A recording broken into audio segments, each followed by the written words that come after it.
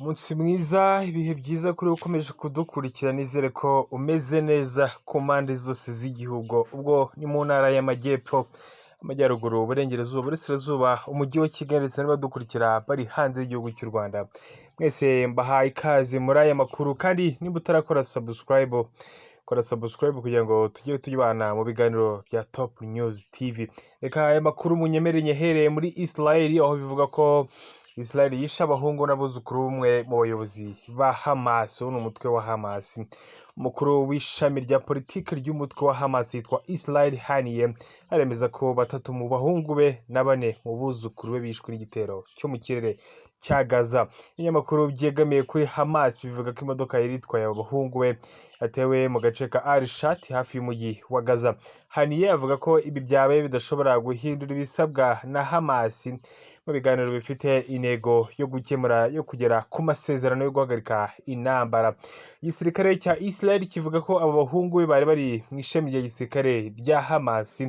Amakuru avuga ko aba 3 batewe bari mu nzira bagiye mu birori by'umuryango byo kwizihiza umunsi mukuru wa Eid mu idini rya Islam. Haniyeh yabwiye igitangazamakuru cya Al Jazeera ko abahungu be witwa Hazmir ndetse na Amir na Mohammed bari bagumye muri Gaza muri iyi ntambara. Itangazo rya Hamas nyuma ryavuze ko 4 mu buzukuru ba Haniyeh witwa Mona, Amari, Khalid ndetse na Razani bari mu bishwe muri icyo gitero cyiswe igitero cy'ubuhemu. Haniyeh avuga ko yumvise aya makuru mu gihe yari yasuye inkomere z'Abanyapalestina zatwawe kuvurirwa mu murwa mukuru Qatar, aho yitwa Iduha, ari naho uyu muyobozi wa Hamas yarasanzwe atuye.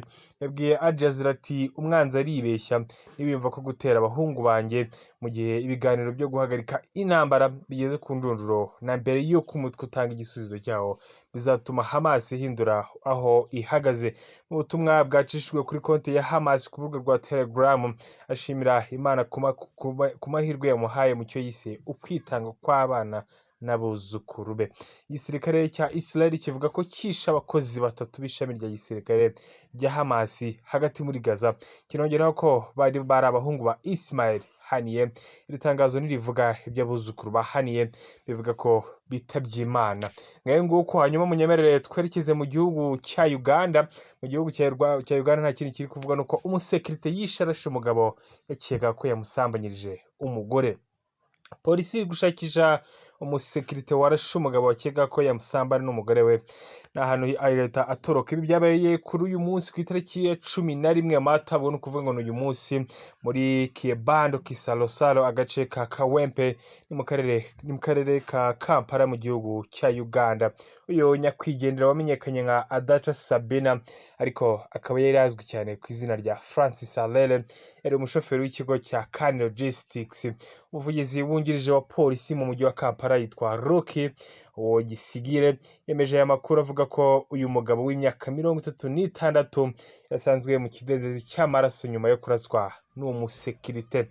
Yagize ati masaha ya mu gitondo nyakwigendera ngo yaba yarafashwe n'umuntu uzwi ku izina rya Anko wakoreraga sosiyete ishinzwe umutekano wa SGA, aramarasa hasiga ubuzima maze ahita aburirwa irengero. Yakomeje agira ati Bwana Adacha Sabina yarashwe mu gituza igihe yari ari kuri telefone agerageza gusohoka mu nyubako yakoreragamo, yahise ahunga akimara gukora ayo mahano. Isesengura rya raporo z'ibyaha muri Uganda ryerekana ko ubwicanyi buturuka ku ihohoterwa rikoresheje imbunda mu myaka 10 ishize kuva mu 2012 kugeza muri 2022 ugereranyije ngo byagiye bizamuka kurusha ikindi gihe. Ngayo nguko rero nibiri kubera ku mbuga nkoranyambaga ndetse no mu turere dutandukanye twa Afurika ndetse no hanze yaho. Reka ngushimire dukomere kubana, ibiganiro byacu byo birakomezanya. Nitwa Patrick.